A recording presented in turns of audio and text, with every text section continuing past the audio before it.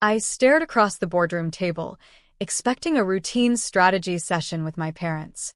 Instead, I was handed a termination letter. My father's voice trembled just enough to betray the mask of professionalism he was trying to wear. "It's not personal," he said, "but your salary has become difficult to justify." I waited for my mother to chime in. She didn't. She just kept her eyes fixed on the marble table she had chosen herself 2 years ago during a full office redesign.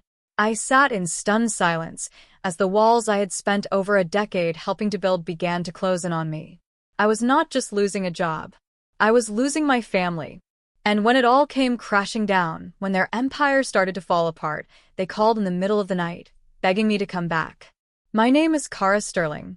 I was the chief engineering director at Sterling Solutions, a mid-sized but highly profitable construction and architectural firm based in Chicago. I had worked for the company for 12 years. Not because I had nowhere else to go. I had offers. Better salaries. Better benefits. But Sterling Solutions wasn't just another firm. It was my parents' company. And more than that, it was our legacy. At least, that's what I thought for most of my adult life. From my early 20s into my mid-30s, I put everything into it: energy, talent, time, sacrifice. I turned down vacations, skipped Christmases, and worked through illness. I believed that loyalty would mean security, that building something together meant I would always have a place inside it. But I was wrong. The warning signs were subtle at first. Little things. My father stopped inviting me to high-stakes client meetings. My mother began delegating major engineering decisions to younger consultants. When I voiced concerns, I was told I was micromanaging. When I tried to introduce new software systems that would have saved time and money, I was met with, "This isn't Silicon Valley, Kara." But I stayed. Because I believed they trusted me. Because I loved them. Because you do not walk away from your family, especially when you are one of the reasons it all exists. The day they fired me, I had just come back from a site inspection of one of our largest projects to date, an environmentally friendly housing development that I had spearheaded and kept under budget. I walked into the meeting room with a full report and an eager heart, ready to share the results. My father did not look up from his notepad. My mother was already tapping away on her tablet. Then the HR director walked in. That was when my stomach dropped. They said the company was shifting its financial priorities. That overhead needed trimming. That I, their daughter, was now too expensive to keep. I was offered a severance package, a gag order in the form of a non-disclosure agreement, and a professional send-off if I agreed not to fight it. 12 years. I had given them 12 years. And in one meeting, they handed me an envelope and a cold smile and expected me to walk away quietly. I didn't argue. I didn't beg. I stood, picked up my folder, and left. At first, I thought I would collapse. But something in me, something that had grown stronger in silence, held me upright. I drove home without saying a word. I didn't cry until I walked into the kitchen, dropped my keys on the counter, and saw the worn-out blueprint I had pinned on the fridge years ago, the very first project I had completed for them. I had been so proud. And now, it felt like a betrayal in ink and lines. I disappeared for a while. Turned off my phone. Refused to check LinkedIn. Let the emails pile up. My best friend Sabrina came over with wine and whispered, "They're going to regret this, Kara. Watch." I didn't believe her at first. I thought maybe I had outlived my usefulness. Maybe they were right. Maybe I was too expensive. But that doubt didn't last long. Because less than 2 weeks later, the messages started. A former colleague texted, "You wouldn't believe the mess they made of the Kenwood project. Permits are delayed. The new guy has no clue how you ran things." A client I had worked with for years emailed, "I specifically requested you for our next phase. I was told you're no longer with the company. What happened?" Then, just 3 weeks after I left, the firm landed on the front page of the industry news blog for safety violations and site delays on 3 major developments. Still, I didn't call. I didn't gloat. I watched. I waited. And then, at 2:13 a.m., my phone rang. It was my father. I almost did not answer. My thumb hovered over the decline button. But curiosity won. I picked up. Kara, he said, his voice unsteady. We need help. I know it's late. But there's an issue, several, actually. Sterling, is in trouble. I said nothing. He hesitated. I didn't realize how many things you were holding together. The new director doesn't understand the structural calculations you built. City officials are flagging the projects. Clients are furious. We need you. Need. That was the word he used. Not want. Not we miss you. Not we made a mistake. We need you. I stared at the ceiling, listening to the voice of the man who once called me his pride and joy, now pleading for help. The same man who sat beside my mother and agreed I was dispensable. And all I could think was, you don't get to fire me and then need me. I ended the call without saying a word, because I had not yet decided whether I would return. And if I did, it would not be for them. It would be for me, because this time I would write the contract. I did not sleep that night. After my father's call, I lay in bed, staring at the ceiling as memories collided like bricks tumbling from a broken wall. The first blueprint I ever handed in at the firm. The long nights in the drafting room while everyone else went home. My father's proud look when we finished our first high-rise. My mother's laugh when I caught a budgeting error that saved us $400,000. And now, her silence, still the loudest sound in that conference room. I made a promise to myself then. I would not rush into anything. If they truly needed me, they would learn how it felt to wait. By morning, my inbox was a mess. For missed calls. 2 voicemails from my father. One from Margaret, the firm's lead client coordinator. A message that said, I know it's awkward, Kara, but we're really struggling. The investors are starting to panic. I poured my coffee, opened my laptop, and spent 2 hours going through everything publicly available about the 3 projects they had in progress. My replacement, someone named David Crane, had apparently come from an automotive background. Not construction. Not structural engineering. The reports he filed were vague and incomplete. Worse, he had submitted city permits using outdated zoning codes that had expired 6 months ago. It was exactly the kind of rookie mistake I would never have let happen. And it was exactly the kind of chaos I had warned them about when they started trying to trim the fat. Except the fat had been me. They thought removing me would save money. Now they were hemorrhaging it. I did not feel smug. I felt sad. Not for them, but for myself, for the girl who had believed that building something with family meant something lasting. Instead, it meant nothing the moment she cost too much. Sabrina saw the look on my face as I sat at the kitchen counter, scrolling through permit filings and late site reports. You're going to help them, aren't you? She said. I exhaled slowly. Not yet. Maybe not at all. They don't deserve you. I know. But some of those projects have people counting on them, subcontractors, architects, clients who trusted me. If everything collapses, they'll lose a lot more than my parents will. That was the problem. My parents could afford to fail. But the people who worked under me, the ones who believed in my leadership, they would be collateral damage. I picked up the phone and called Margaret. Send me the latest project status sheets and engineering logs. I want access to the inspection files. No one knows I'm involved, not yet. She hesitated. Kara, your dad's going to want to talk to you first. He already did, I replied. This is not about him. This is about preventing a collapse. Within an hour, I had everything I needed, and what I saw made me nauseous. Kenwood Towers had 4 safety violations, 2 of which could result in lawsuits if the city caught them before corrections were made. Greenhaven, our sustainable housing complex, had foundation errors due to misaligned leveling protocols. The concrete crew had laid 5 units on sloped grading. One of those could shift in the first heavy rain of winter. And the new commercial development downtown? The load calculations were simply missing. I had trained the team to run these numbers twice. Triple-check them. And now they were gone. Worse, the firm's response to investors was silence. They were trying to buy time, hoping the new hire would figure things out before anyone noticed. But everyone had already noticed. 2 nights later, I received a text from my father. Please. Come in for a meeting. Just talk. We'll listen this time. I stared at the message for a long time. I knew what they were hoping for. That I'd walk back through those glass doors with open arms, that I'd forget the coldness in their eyes that day, the way my mother pushed the envelope across the table like I was some overpaid stranger. But I wasn't that woman anymore. So I walked in, but not empty-handed. I wore a black pantsuit, hair tied back, minimal makeup. I brought my own printouts, my own notes, my own conditions.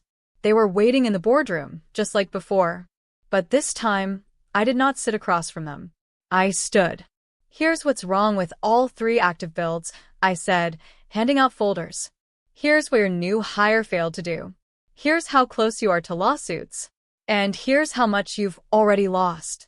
My mother flipped through the pages. Her fingers paused at the red markings I had made across one of the Greenhaven Foundation drawings. My father cleared his throat. We didn't know it was that bad. No, I said, you chose not to know. There's a difference. There was silence. Not the dismissive kind from before. This was silence filled with guilt, maybe even regret. We're prepared to offer your position back, my mother said. Your original salary, plus 10%. I laughed. I actually laughed. You think this is about money? I said. You didn't just fire me. You stripped me of 12 years of respect, of trust.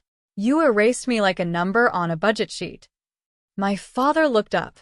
Then what do you want? I took a breath. I want a full contract. Independent consulting status. You don't owe me anymore. I report directly to clients, not to you. I decide my hours, my fees, and my terms. You put my name on every communication that involves my projects. And when this is over, I walk away clean. My mother looked like she wanted to object. But my father held up his hand. Done. I nodded. Good. Because if it's not, I'll take these documents to the city engineer myself. And I'll make sure the right people know what corners are being cut. That was the moment I saw something shift in my father's eyes. Not fear. Respect. Real, hard-earned respect. It took being fired, humiliated, cut loose like I was nothing. But now, I held the power. Not for revenge, but for restoration. And this time, the rules would be mine. I had never felt so strange walking through the Sterling Solutions lobby. The same receptionist who used to greet me with a smile barely made eye contact. A few employees peeked over their cubicles when I passed, but no one said anything. Some looked relieved. Others looked unsure, maybe even ashamed. I was no longer the boss's daughter. I was the woman who had been quietly erased, and now, somehow, returned. I was not there to reclaim what was lost. That version of me no longer existed. I had come back on my own terms as a consultant, independent, untied to their hierarchy, answerable only to the clients and the mess they had created. My first stop was the Kenwood Towers project. I wore my hard hat, boots, clipboard in hand, just like old times. But this time, I was not anyone's superior. I was an outsider brought in to salvage what was left. The foreman, Luis, lit up when he saw me. Kara? I thought they let you go. They did, I said with a half smile. Now they need me. He exhaled, shaking his head. You always said they'd run this place into the ground if they stopped listening. We walked the site together. I checked the concrete pour levels, the safety barrier placements, the access paths, all sloppy, inconsistent, rushed. It made me sick. So many of these crew members were trying their best with terrible instructions. I gathered the senior staff that afternoon in the trailer office and laid everything out clearly. What had gone wrong, what needed to be fixed, and how we would get it back on track. There was no blame, just a plan. That was always my strength, clarity in chaos. The next few days were a blur. I was at Greenhaven before dawn, coordinating with soil engineers and remeasuring every slab laid by the new crew. I fixed the slope misalignment personally, calling in a trusted subcontractor I had worked with for years. I paid him from my own pocket because waiting for Sterling's approval would mean another 2-week delay and more damage. I wrote a revised report for the downtown commercial project, correcting the missing load data and presenting it directly to the city's planning office. I left nothing to chance. My reputation was no longer tied to my parents, and I intended to make sure everyone knew it. One afternoon, as I was finalizing revisions at the city hall, I ran into one of our old clients, Mr. LeBlanc, a stern man with deep pockets who had once told me I was the only reason he signed with Sterling. He stared at me for a moment. "I heard they fired you." "They did," I replied simply. "And now you're fixing what they broke?" "Apparently." He nodded. "You're the only one who ever spoke like an engineer instead of a salesperson. If you ever go solo, let me know." That comment echoed in my head for days. Go solo. It sounded terrifying and thrilling. I had never let myself consider it. I always thought my place was in the family business, that walking away would mean betrayal. But they betrayed me first. Maybe it was time to dream bigger, on my own. I was halfway through restoring order when my mother called me directly. "I want to meet," she said. No greeting. No warmth. Just command. "I'm on site all day," I replied. "Send me your notes by email." She didn't like that. "You're still part of this company, Kara." "No," I said. "I am not. I am a consultant. That's what you agreed to. If you need help, use the official channel." I hung up before she could respond. Later that evening, my father called. "She's just having a hard time," he said. "Things have been tense without you." "I'm not here to fix her feelings," I said calmly. "I'm here to fix the company. The one you almost destroyed by trying to save a few dollars." He didn't argue. And, to his credit, he stopped trying to soften the truth. After 2 more weeks of rework, oversight, and long nights, the projects were back on track. The violations were addressed. The client stopped sending angry emails. The tension eased. But something inside me had shifted. I could not unsee what had happened. The way they discarded me. The way they only valued me when I was no longer theirs. And that clarity, cold, painful, undeniable, became freedom. One night, I was sitting in my apartment with Sabrina, eating takeout, and reviewing some client design sketches. "You're glowing," she said suddenly. I laughed. "I'm covered in dust and grease." "No," she smiled. "You're glowing. Like you're finally doing this for you." I stared at the sketches. Then I said it out loud. "I think I want to start my own firm." Sabrina grinned. "Took you long enough." The idea took root fast. Faster than I expected. In less than a month, I had registered my new company name, Sterling Independent Design. Yes, I kept part of the name. Not for them, but for me. I earned it. I made that name mean something in the industry. And I was taking it with me. When I filed the papers, I sent a single email to my parents. Subject: moving on. Message: thank you for the lessons, especially the painful ones. You showed me everything I do not want to become. And for that I am free. Kara. There was no reply. But I did not need one. Because for the first time in 12 years, I was no longer afraid of being alone. I had walked away from the thing I thought I was born to inherit. And I had not just survived. I had become unstoppable. The office was tiny, but it was mine. 3 weeks after I registered Sterling Independent Design, I stood in a converted co-working space above a quiet bookstore with nothing but a rented desk, a second-hand monitor, and a heart that beat with terrified purpose. No glass walls. No executive chair. No corporate plaque with gold trim. But every square inch felt like freedom. I worked late into the night building my brand from the bones. A clean logo. A website. A mission statement so personal it made me tear up after typing it.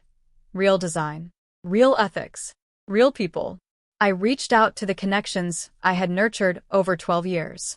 Not to beg for work, but to let them know I was building something new, and I believed in it.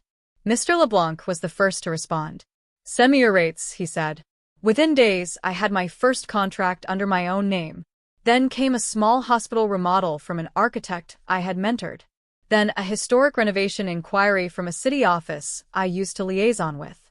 Word spread quietly, but powerfully. Within 1 month, I had 3 active contracts. Within 2 months, I had to hire an assistant. By the end of the 3rd month, I had 6 projects. 2 of them pulled directly from Sterling's old pipeline after the clients had lost confidence in their leadership. It was poetic justice without a single insult spoken. And yet not everything was easy. I was tired, not physically, but emotionally. Every time I received praise, part of me still wanted to call my father and say, "Did you see that? I did this. On my own." But that part was dying slowly, and I let it. I had to. Because waiting for their validation was the very reason I had stayed in their shadow for so long. One afternoon, I visited a site near the city's arts district, a community center expansion that meant more to me than any contract I had ever signed. The place would offer after-school STEM programs for girls in underserved neighborhoods. It wasn't the biggest or most profitable job, but it was the one I cared about most. As I walked the site with the project coordinator, I noticed a familiar face approaching. My father. He was wearing a pressed navy shirt, sleeves rolled up like he was still a hands-on builder, though he had not lifted a beam in years. He looked older than I remembered. Maybe it was the light.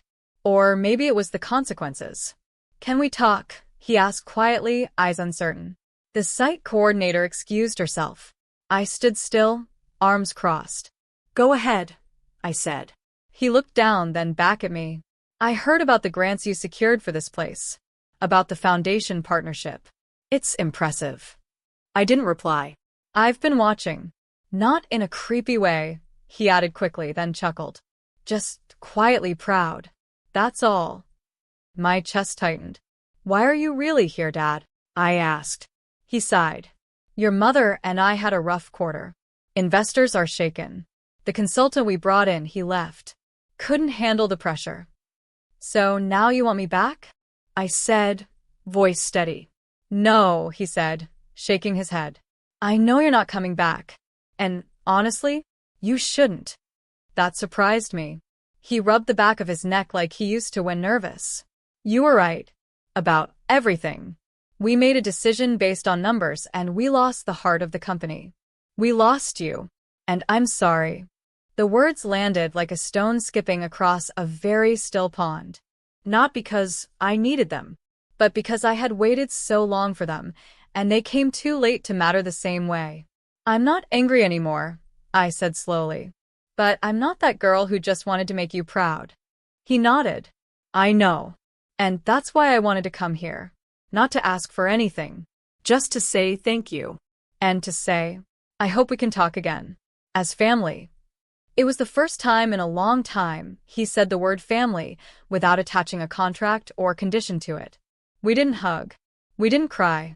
But for the first time in months, the silence between us was not filled with bitterness. When he left, I stood at the edge of the job site for a while, looking over the wooden framework of a future that had nothing to do with the company I once built for them, and everything to do with the one I was now building for myself. Sabrina showed up later that night at my apartment with sparkling lemonade and a cake that said "Boss Babe" in bright blue frosting. "Official celebration," she announced, holding up the cake like a trophy. We sat on the floor, watching my dog snore on the couch, our laptops open, job calendars synced. She had taken on admin coordination part-time and was thriving. "You know," she said as she handed me a slice, "I used to worry you'd never walk away from them. Now look at you." "I didn't walk," I said. "I was pushed." "Yeah. But you flew." I smiled at that, because it was true. I had fallen, hard, but in the free fall, I found a new direction. And now, I was soaring. 3 months after my father visited the site, I was standing in front of a panel of city officials, pitching a new community housing design that focused on green spaces, sustainability, and local labor sourcing. It was the most ambitious presentation of my life, funded entirely by contracts my new firm had secured. I had built everything from scratch, relying on the trust one had earned, not the name I had inherited. After the meeting, one of the city planners approached me. "Kara, have you considered putting in a bid for the West Harbor Civic Project? We're reopening proposals." The original firm pulled out. That name rang a bell. The West Harbor Civic Project was massive, almost legendary in our circles. It had been offered to Sterling Solutions 6 months ago. But apparently something had gone very wrong. I asked, without flinching, "Why did they pull out?" The planner hesitated, then leaned closer. "Internal mismanagement," structural errors in the original submission, and the community board was not happy with how their input was being ignored.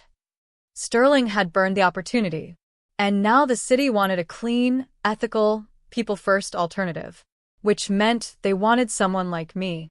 "I'll think about it," I told her. But I already knew the answer. That night, I opened the original specs submitted by Sterling. They were rushed, incomplete, and included a generic concrete-heavy design with almost no input from the community council. It was everything I had fought against my entire career. They had treated it like a business contract, not a public service. I called Sabrina. "We're bidding on West Harbor." She squealed. Yes. "Oh my God, Kara. That's huge." "I know. It's also poetic." I stayed up for days, sketching, redrafting, running simulations. I called former interns who were now city architects and asked for insight. I hosted 2 design meetings with a local community, one in a school cafeteria, another in a small library where grandmothers brought cookies and teenagers shyly suggested skate ramps. When I submitted my proposal, it was 32 pages long. Clean. Transparent. Human. 3 weeks later, I got the call. "You got it," said the planner. Unanimous vote. I thanked her, hung up, and burst into tears. Not because I got the project, but because I did it without a single favor from the people who once called me too expensive. I did it because I earned it. When the news went public, I expected a quiet wave of congratulations. What I did not expect was for it to explode across industry newsletters, social media, even national design blogs. Independent designer wins major civic contract after corporate fallout.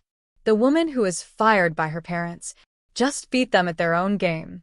The headlines were more dramatic than I liked, but the attention brought opportunity. My inbox flooded with proposals, requests, offers. Clients who had turned me down before were now chasing me. The irony wasn't lost on me. Then, one evening, I received an email that stopped my heart for just a moment. Subject: "Let's talk." From Marion Sterling. My mother. I stared at it for a long time. Then I opened it. "Kara, congratulations. West Harbor is a huge win. And well-deserved. We'd like to invite you to dinner, nothing business-related. Just to talk. We miss you. Love, Mom." I didn't know what I felt first, confusion, suspicion, or longing. Sabrina walked into the room and read the expression on my face. "Let me guess," she said. "The Queen returns." "She wants dinner," I said. "She wants something," Sabrina replied bluntly. Still, I agreed. Maybe curiosity got the better of me. Maybe I wanted to see if they were capable of showing me the one thing I never got from them before: honesty. I chose a small, quiet restaurant. No flashy places. Just neutral ground. When I walked in, they were already seated. My father looked thinner. My mother looked more fragile than I remembered. But her eyes still scanned the room like she owned it. "Kara," she said, standing up. I let her hug me, stiffly. We sat. Ordered. Small talk danced across the table like ghosts trying to come back to life. Eventually, my father cleared his throat. "We know you've moved on," he began. "But we wanted to say something we didn't say properly before. We're sorry." I didn't respond. My mother continued. "We made a mistake. A big one. And it cost us more than money. It cost us our daughter. We thought we were doing what was right for the business, but we forgot who built it with us." My fingers clenched the edge of the table. I wanted to believe her. But I also remembered the silence, the coldness, the way she passed that envelope across the boardroom table like I was a line item. I looked them both in the eye. "I don't hate you," I said. "But I don't trust you. And I don't owe you my success." My father nodded. "We know. And I won't come back." "We're not asking you to," he said quickly. They looked older than I remembered. I didn't know if they were telling the truth. But I did know this. I wasn't that same woman anymore. Not the hopeful daughter who lived for their approval. Not the team player waiting for a seat at their table. I had built my own table. And I was not giving up my seat for anyone. When dinner ended, we walked out in silence. My mother reached for my hand, then stopped herself. My father smiled, small and sad. "Good night, Kara." Good night, I said. I walked to my car, opened the door, and drove away. No tears. No anger. No lingering ache. Only clarity. Because I had found something even more valuable than forgiveness. I had found peace. 6 months after I walked out of that dinner, my life looked almost unrecognizable in the best possible way. Sterling Independent Design had outgrown the cozy co-working space and moved into a minimalist loft office with exposed brick walls and tall windows that flooded the room with golden morning light. I had a small team now, 2 engineers, 1 junior architect, a part-time admin, and Sabrina still my right hand and the best decision I had ever made both as a friend and colleague. Our work was steady and it was meaningful. Every contract was ours because we earned it, not because of legacy or bloodlines. Clients trusted us. They trusted me. But with growth came pressure. Real pressure. Managing payroll. Juggling deadlines. Ensuring our team culture remained kind and ethical while still staying competitive. I found myself working late again, just like the old days, but it felt different now. Back then, I worked because I feared not being good enough. Now I worked because I believed in what I was building. There was no boardroom, no shadow of my parents looming behind every decision. Just the quiet hum of my own resolve. But not everything outside my glass walls stayed quiet. One Tuesday morning, as I sipped coffee before our weekly check-in, Sabrina walked in with her tablet, her face unreadable. "You're not going to like this," she said, gently placing it on my desk. I looked.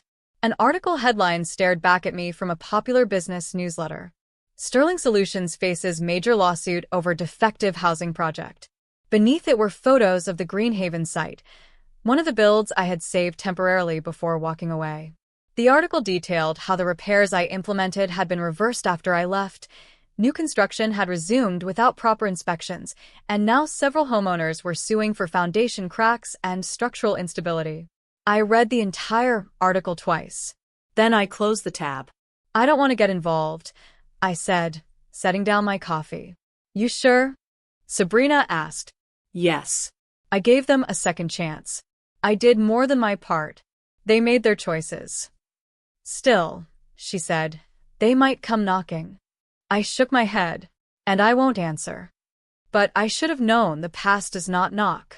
It finds its way in through the smallest cracks.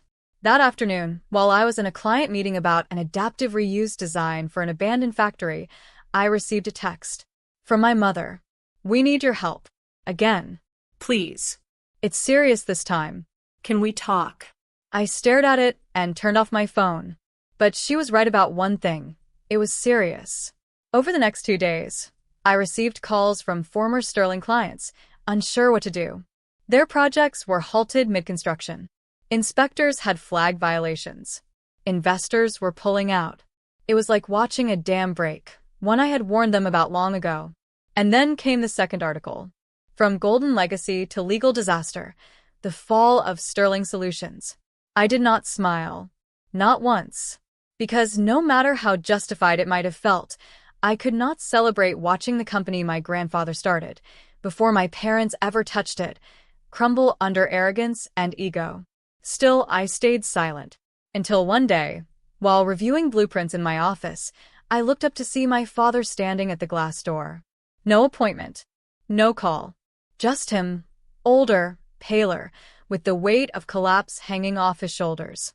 I walked out and met him halfway. "We're not doing this here," I said quietly. "Let's walk." We walked down the street to a quiet bench under a sycamore tree. He sat down with a groan, rubbing his hands. "Everything's gone, Kara. The banks froze our accounts. The investors pulled funding. The lawsuits are going to bury us." I didn't respond. "I don't know what to say to you anymore," he continued. "You told us. You warned us. We didn't listen." I folded my arms. "And now, I'm not asking you to fix it. I know that ship has sailed. I wanted to see you. Outside of all this. Just you."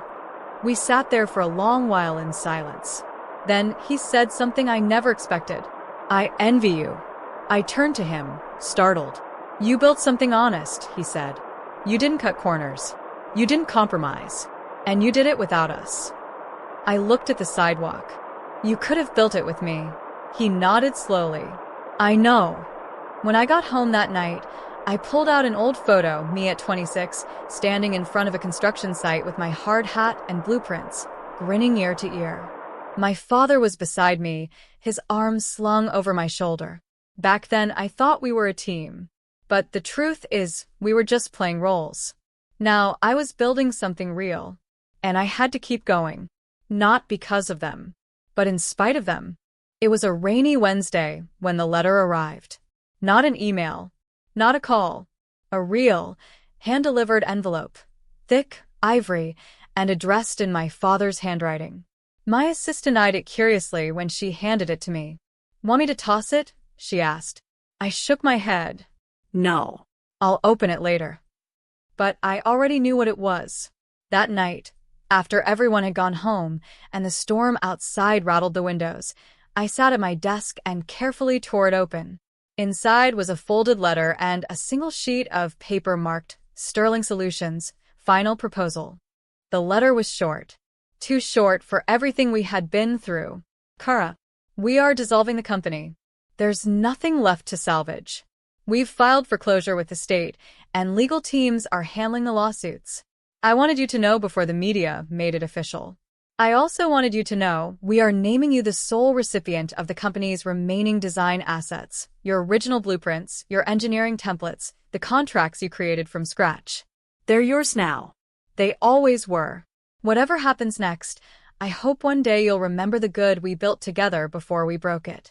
I'm proud of you, Dad. I sat in silence for a long time. Sterling Solutions gone. After all the legacy, all the sacrifice, all the ego, it was over. And they were giving me back what was always mine. I stared at the blueprints in the folder. My old hand-drawn drafts from projects we had launched a decade ago.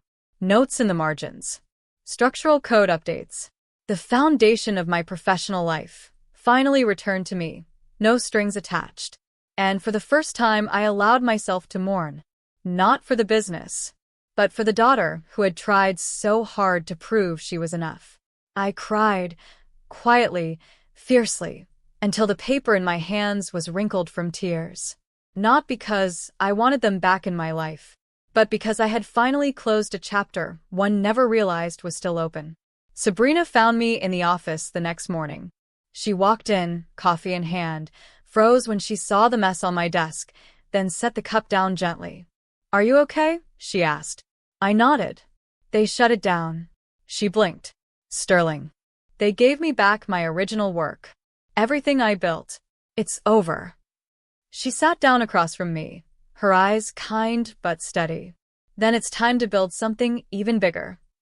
And we did. The next few weeks became a whirlwind of opportunity. With Sterling gone, many of their remaining clients came knocking. Some were nervous. Others were apologetic. But all of them said the same thing. We trusted you, not the name. I hired another architect, doubled our engineering support, and moved into a new space, still modest but more fitting for the direction we were headed. We rebranded to Sterling Design Collective, a name that kept my identity but left the past behind. We focused on community-driven projects, green innovation, and mentoring young designers, especially women. I spoke at conferences. I was invited to join national engineering panels. My story was shared not as a tale of revenge, but of resilience. Then one day, the unexpected happened. I received an invitation to a university gala, not just as a guest, but as the keynote speaker. The theme? Redefining legacy in business, leadership beyond bloodlines. I almost said no, but Sabrina, as always, reminded me, it's not about them anymore. This is about you sharing what you've built and letting others know they can rise, too. So I said yes. That night, standing under the soft lights of an auditorium filled with students, professors, and alumni, I took a breath and told my story. From eager daughter to forgotten employee. From discarded engineer to founder. I left nothing out. The betrayal. The heartbreak. The strength I never knew I had until they took everything away. When I finished, the room was silent for a beat. Then it erupted in applause. I stepped off stage, trembling, not from nerves, but from the weight of release. I had finally spoken the full truth out loud. And it did not break me. It freed me. As the night wound down, a young woman approached me, bright-eyed, no older than 22. "Miss Sterling," she said, "how did you know when it was time to stop proving yourself to them?" I smiled. When I realized I was already enough, I said, "And they just could not see it." She nodded, eyes misty.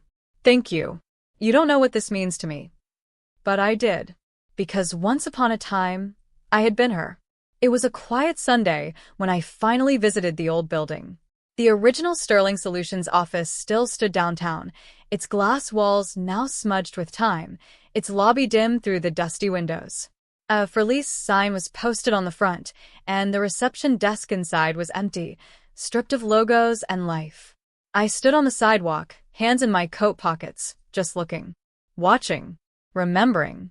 12 years, I had walked through those doors with purpose. 12 years I gave everything to that space, my ideas, my late nights, my holidays, my loyalty. And in the end, they let me go with a whisper and a sealed envelope. But I was not bitter anymore. I was not angry. I was still. The building wasn't haunted.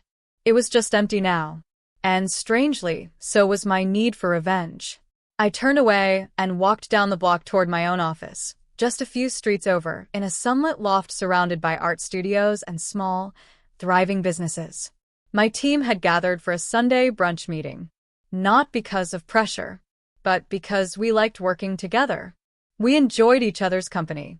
The workplace I had built was one of respect, laughter, ambition without cruelty. Sabrina greeted me at the door with her usual grin. "We were just about to start the whiteboard war," she said. That was our new tradition, brainstorming with markers, sticky notes, and a lot of snacks. No hierarchies. No fear. Just ideas. We spent the next hour mapping out the next 2 quarters. A green municipal campus. A floating classroom prototype. A non-profit art space for formerly incarcerated women. Every project had heart. Every project had purpose. After the meeting, as the team packed up, Sabrina lingered behind. "You okay?" she asked. I nodded slowly. "I visited the old office this morning." Her face softened. Closure. I smiled. More like confirmation. That I'm exactly where I'm supposed to be. She hugged me tight. "I'm proud of you." Later that week, I got a letter in the mail, not from my parents, not from a lawyer, not from a client. It was from one of the homeowners from the Greenhaven project. Her name was Lila, a single mom. She had bought one of the early units just before the project fell apart. But before it did, I had personally inspected her unit and made sure it passed all checks. She wrote, "Ms. Sterling, you probably don't remember me, but when you showed up that day in a hard hat and asked to walk through my home, I didn't know who you were. I only knew you cared." That feeling stuck with me. My foundation held through the storms, even after the company folded. I just wanted to say thank you. Your work made my home safe. For me and my daughter. That means everything. I read it twice. Then I placed the letter in my top drawer, right next to my first blueprint. Because that was it. That was why I did it. Not to prove a point. Not to prove them wrong. But to prove I could build something that lasted. Even when everything else crumbled. 1 year after Sterling Solutions closed, I held a celebration at our new headquarters. We invited former clients, new partners, and students from the mentoring program we started. It was warm, loud, messy, everything corporate never allowed. And in a quiet moment, I stepped out onto the balcony, looking at the city's skyline I had helped shape. My father joined me. He had come alone quietly as a guest. Not a parent, not a boss. We stood side by side for a moment. Then he said, "Your grandfather would have loved this." I nodded. He believed in building with integrity. He did, my father said. And I forgot that somewhere along the way.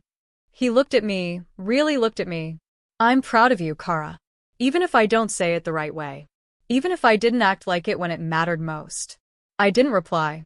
Not because I was cold, but because I already knew. I had stopped waiting for his pride. because I had found my own, and it was enough. The music from inside swelled. My team was dancing now. My clients were mingling.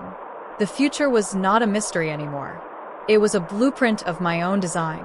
So I turned away from the skyline, and I walked back in to the life I built with both hands, heart open, past behind me. And this time, no one could fire me, because I was never on their payroll again.